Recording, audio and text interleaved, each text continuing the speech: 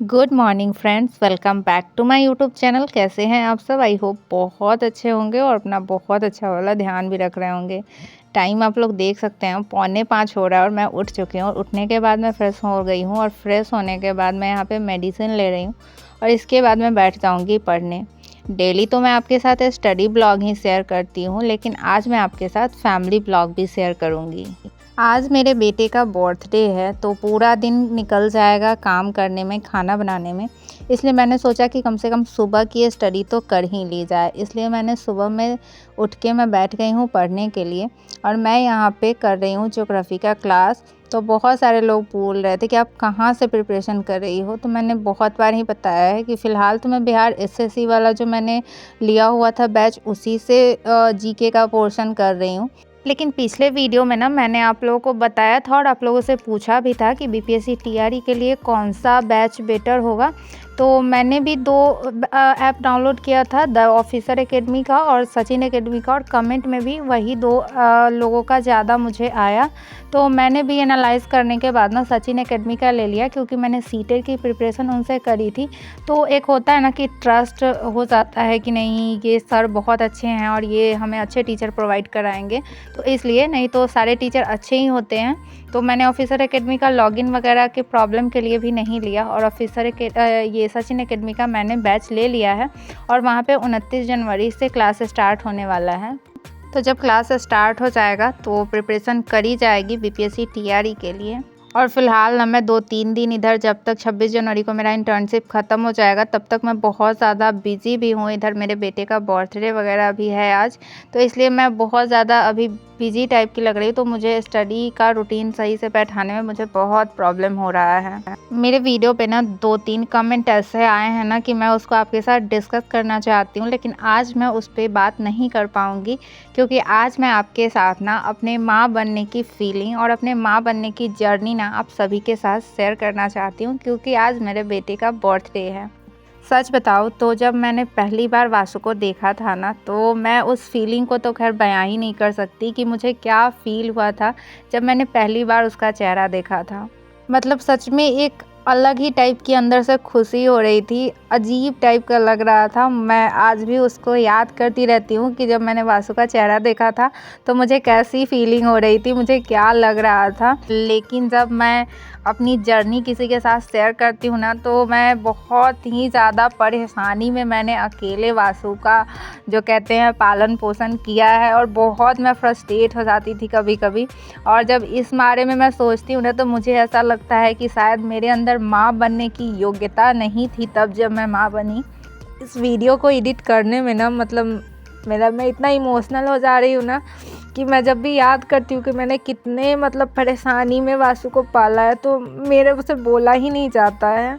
ऐसा नहीं है कि ये सिर्फ मेरे साथ ही हुआ है, बहुत सारे लोगों के साथ ऐसा होता है कि जो पहला बच्चा होता है ना, फर्स्ट चाइल्ड, हमें बिल्कुल भी एक्सपीरियंस नहीं होता है कि बच्चे को कैसे पालते हैं, कैसे रखते हैं, कैसे खिलाते हैं। इसका बिल्कुल भी हमें अता पता नहीं होता है। और जब साथ में कोई नहीं होता है, अकेले हर चीज़ करना होता है, तो हमें बिल्कुल भी समझ नहीं आता है और फिर बहुत मन परेशान सा लगता है कि कैसे करें, क्योंकि छोटे बच्चे का कभी तबीयत ख़राब हो जाता है, कभी कुछ हो जाता है। वही अब है कि अगर अब मैं थोड़ा परेशान भी हो जाती हूँ ना, तो बहुत जल्द खुद को कंट्रोल कर लेती हूँ और मुझे चीज़ें अब संभालने आ गया है पहले से ज़्यादा। पहले क्या होता था कि मैं बहुत जल्दी इतनी फ्रस्ट्रेट हो जाती थी ना कि मेरे अंदर पेशेंस ही नहीं रहता था कि ये सब चीज़ें मैं कैसे संभाल पाऊँगी। और ये सारी प्रॉब्लम ना तब होती है जब एक बहुत ही कम एज में आप माँ बन जाते हैं, तो ये सारी चीज़ें आपको प्रॉब्लम जो होती है वो फेस करना पड़ता है। अभी ना बहुत सारी लड़कियां जो मेरे एज ग्रुप की होंगी, वो बहुत सारी अनमैरिड होंगी। खुद मेरी कितनी सारी फ्रेंड है जो कि अभी भी अनमैरिड है, लेकिन ठीक है, मैंने इतनी सारी परेशानियों के बीच भी मैंने कर लिया। थोड़ी परेशान तो हुई, लेकिन मैंने वो चीज़ें, जब जिम्मेदारियाँ आती है तो किसी भी तरह करना ही पड़ता है और करना ही पड़ता है तो वो हो भी जाता है। हाँ, मन थोड़ा परेशान ज़रूर हो जाता है, लेकिन चीज़ें धीरे धीरे एक कहा जाता है ना कि ये समय है, ये समय कट ही जाएगा। तो वही वाली बात है कि परेशानियों वाला समय भी कट जाता है और जब आदमी बहुत ज़्यादा खुश होता है तो वो खुश वाला भी समय कट जाता है। लेकिन दोनों ही चीज़ में ना, जब आदमी बहुत दुखी होता है और बहुत खुश होता है, तो हमें लगता है कि ये वक्त ना कटेगा ही नहीं। जब हम बहुत ज़्यादा दुखी भी होते हैं ना, तो वह समय जो है सो लगता है कि बीत ही नहीं रहा है। और जब बहुत ज़्यादा खुश रहते हैं तो हमें ये अनुमान ही नहीं लगता है कि कब हमारा ये खुशी का वक्त ख़त्म हो जाएगा। सुबह ना मैं 5 बजे पढ़ने के लिए बैठी थी और मैंने सोचा था कि मैं 2 घंटे पढ़ाई कर लूँगी। लेकिन डेढ़ घंटे पढ़ने के बाद ना मुझे ये फ़ील हुआ कि मुझे बहुत ज़्यादा काम करना है और बच्चों को स्कूल भी जाना है। तो अगर मैं टाइम पे उठ के खाना वगैरह नहीं बनाऊँगी तो उनको लेट हो जाएगा, क्योंकि आज काम थोड़ा ज़्यादा था, वासु को तैयार करना था और हमें उसको स्कूल भेजने से पहले हमें मंदिर भी जाना था। तो फिर मैंने पढ़ाई को डेढ़ घंटे पढ़ने के बाद मैंने बंद कर दिया और उसके बाद मैंने सब्ज़ी वगैरह काटा जल्दी से और मैंने एक सब्ज़ी तैयार किया, आटा वगैरह लगा के रख दिया और उसके बाद वासु को नहला के उसको तैयार किया। और तैयार करने के बाद मैं भी तैयार हुई और उसके बाद हम लोग मंदिर गए। अंश का स्कूल सुबह ही था, उसका स्कूल पहले था तो इसलिए वो मंदिर नहीं गया, वो पहले ही स्कूल चला गया, वो साइकिल से जाता है। फिर मैं, मेरे हस्बैंड और वासु हम लोग मंदिर गए, मंदिर में पूजा किया। तो ये मंदिर हमारे जस्ट बगल में ही है, तो हमें ज़्यादा दूर नहीं जाना होता है और ज़्यादा परेशान भी नहीं होना होता है। तो वासु को ना मंदिर जाना बहुत अच्छा लगता है, बहुत वो मंदिर जाने के लिए बेचैन रहता है। तो आज तो उसका बर्थडे था तो मंदिर तो जाना ही था उससे पूजा करवाने के लिए, और इसलिए हमने जल्दी-जल्दी घर का काम भी ख़त्म किया, क्योंकि और आज इसका स्कूल ना बंद था, लेकिन आज ही स्कूल खुला है और ठंडा भी ना बहुत ज़्यादा है, बाहर में एकदम कोहरा जैसा लगा हुआ है। लेकिन इसको स्कूल भेजना इसलिए हुआ कि ये पहले से ही ना बहुत ज़्यादा ये कर रहा था कि नहीं मेरा बर्थडे होगा ना तो वहाँ पे चॉकलेट बाँटेंगे, बच्चों को देंगे चॉकलेट, तो ये बहुत ज़्यादा खुश था। तो मैं नहीं चाहती थी कि आज इसका बर्थडे है और ये रोए कि नहीं मैं स्कूल नहीं जा रहा हूँ। तो इसलिए बहुत ज़्यादा ठंडा होने के बावजूद भी ना मैंने इसको रेडी कर दिया स्कूल जाने के लिए। और डेली ये स्कूल यूनिफॉर्म में जाता है और आज जो ये न्यू ड्रेस में जा रहा है ना, इसलिए भी ये बहुत ज़्यादा खुश था। यहाँ पे बाकी तो मैंने अंश को लंच बना के दे दिया था, लेकिन यहाँ पे मैं वासु के लिए बना रही थी, जल्दी जल्दी पूरी छान रही थी। मैंने सुबह के लिए पूरी और आलू गोभी की सब्ज़ी मैंने ज़्यादा ही बना लिया था कि रात में भी यही चलेगा और दिन में हम लोग खाएँगे। मैं आपको तो पता ही है कि मैं इतना नहीं कर पाती कि मैं सुबह के लिए अलग खाना बनाऊँ, रात के लिए अलग खाना बनाऊँ, मेरे से इतना नहीं हो पाता, इसलिए मैंने सुबह ही ज़्यादा ही सब्ज़ी बना लिया था। और यहाँ पे ना बहुत लेट हो रहा था तो मेरे हस्बैंड बोल रहे थे कि आज इसको स्कूल जाना है और इसका बर्थडे है, जब ये प्रार्थना में ही शामिल नहीं होगा तो फिर क्या जाने का फ़ायदा, क्योंकि इसके स्कूल में ना जिस टाइम प्रार्थना होता है ना उसी टाइम जिस बच्चे का बर्थडे होता है उसको बुला के विशेस वगैरह देते हैं। तो मैंने जल्दी इसको रेडी किया, ज़्यादा तो ये खाना वगैरह नहीं खाया, इसको मैंने जल्दी से दही चीनी खिलाया, इसका लंच रख दिया और ये रेडी हो गया।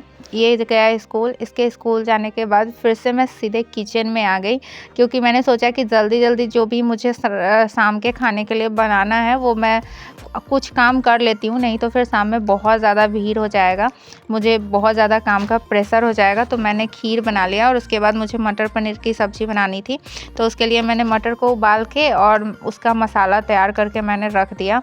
और ये सब करने के बाद मैंने किचन वगैरह भी साफ़ किया, बर्तन वगैरह मैंने धो लिया, किचन तो साफ़ नहीं किया सारा, सिर्फ बर्तन धोया, जल्दी धो लिया कि बर्तन वगैरह धोया रहेगा तो फिर इसके बाद भी थोड़ी देर बाद मुझे काम करना था।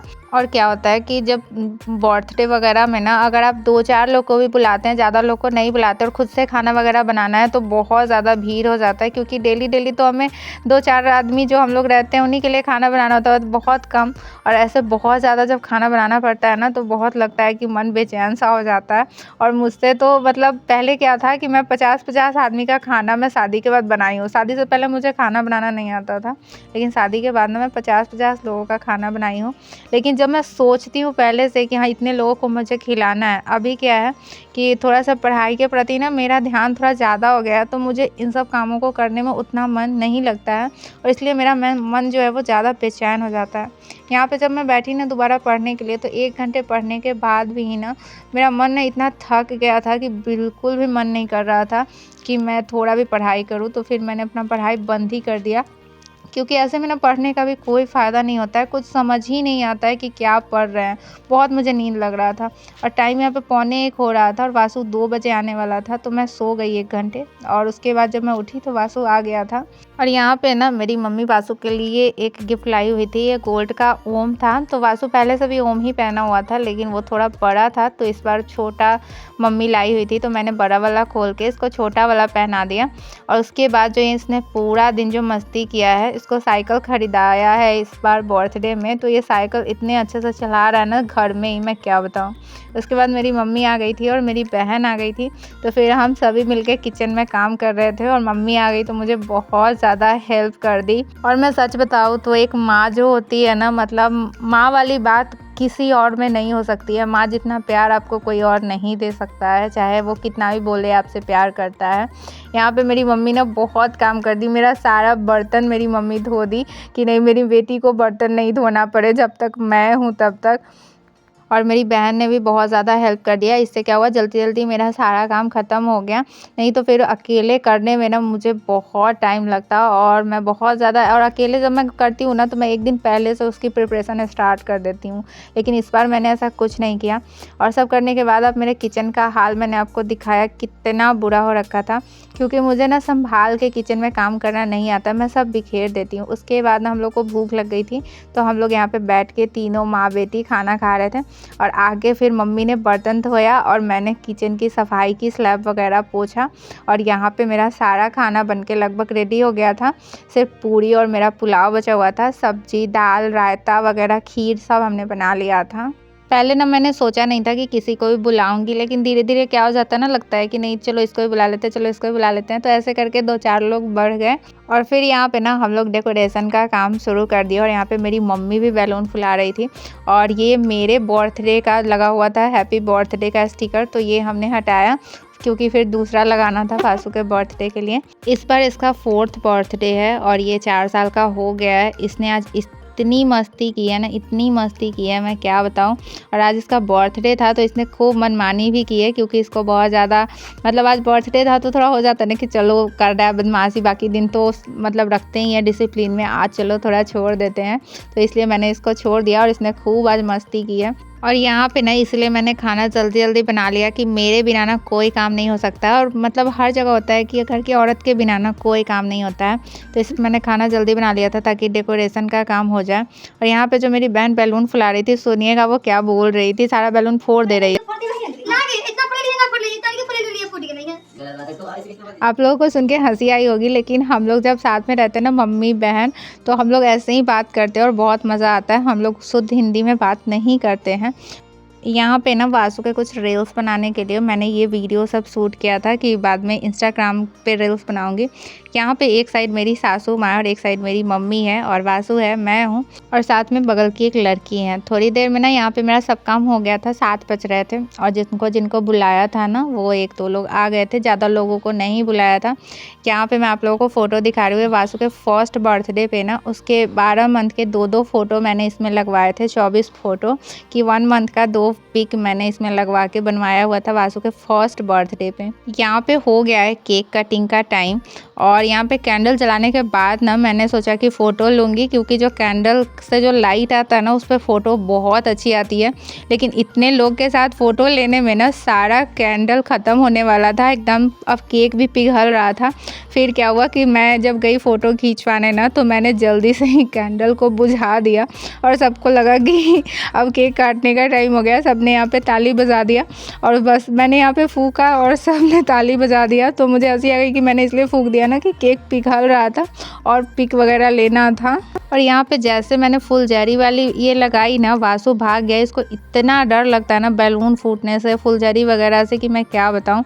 लेकिन मैंने जैसे तैसे इसके मतलब मेरे हस्बैंड ने उसको पकड़ के लाया, फिर उसने केक काटा। और यहाँ पे अंश बोल रहा था ना कि मेरे बर्थडे पे वासु केक काटता है, तो वासु के बर्थडे पे मैं केक काटूंगा, और इसी के लिए दोनों भाई झगड़ रहे थे।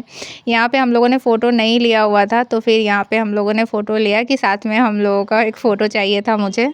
उसके बाद आ गए हम लोग किचन में, सबके लिए निकाला नाश्ता। और जब मैं अकेले ये काम करती हूँ ना तो बहुत ज़्यादा मैं बेचैन हो जाती थी, लेकिन इस बार मेरी बहन थी तो उसने बहुत ज़्यादा हेल्प कर दिया। उसके बाद यहाँ पे वासु को आप लोग देख सकते हैं, इसने बोला आज मेरा बर्थडे है तो मैं खुद से खाना खाऊंगा। वैसे तो ये खुद से खाता ही है, लेकिन हमने आज बोला कि नहीं तुम्हारा कपड़ा ख़राब हो जाएगा, फिर भी इसने बोला नहीं खुद से खाएंगे। ये खाना है आप सभी के लिए, तो आप लोग बताना कि खाना कैसा बना है आज का मेरा। और यहाँ पे हम तीनों माँ बेटी सबके खाने के बाद सबसे लास्ट में खा रहे थे। तो आज के लिए बस इतना ही। आज का मेरा ये फैमिली ब्लॉग आप सबको कैसा लगा कमेंट में ज़रूर बताइएगा। अच्छा लगा हो तो एक लाइक कर दीजिएगा, और यदि चैनल पर नया है तो प्लीज़ सब्सक्राइब कर लीजिएगा और चैनल को शेयर कर दीजिएगा।